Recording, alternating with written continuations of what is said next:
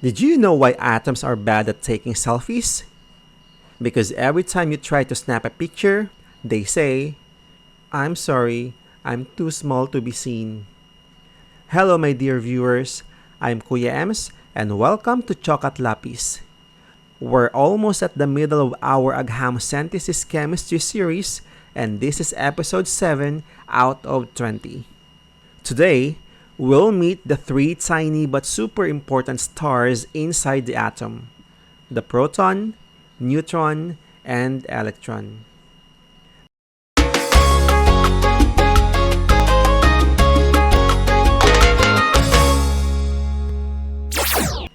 Look around you. The phone you're holding, the air you're breathing, even the hair you're fixing every morning, all of it is made of matter. But what exactly makes up matter? If we zoom in again and again, first, you'll see the molecules. And if you zoom in more, you will see what's inside them, atoms. And if that's still not enough, and we zoom in even further, boom! Inside the atoms are even smaller pieces, the subatomic particles. It's like traveling into a whole new universe, one smaller than our imagination. And in this world, we'll meet three main characters: the proton, the neutron, and the electron. The proton is one of the key players in the nucleus. It carries a positive charge. If it had a personality, it's cheerful but dominant. The number of protons in an atom tells us what element it is. If it has one proton, that's a hydrogen atom. 6 protons, that's carbon. 79 protons, that's gold. That's why protons also represent the atomic number. We can say the proton is like the identity card of the atom. Beside the proton in the nucleus is the neutron. Just like its name, it's neutral. No charge at all. But even without a charge, neutrons play a very important role. They are the peacemakers inside the nucleus. If there were only protons, they'd push each other away because all of them are positive. With neutrons around, the nucleus is stabilized and held together. Sometimes though, an atom may have too many or too few neutrons. That's when isotopes are formed.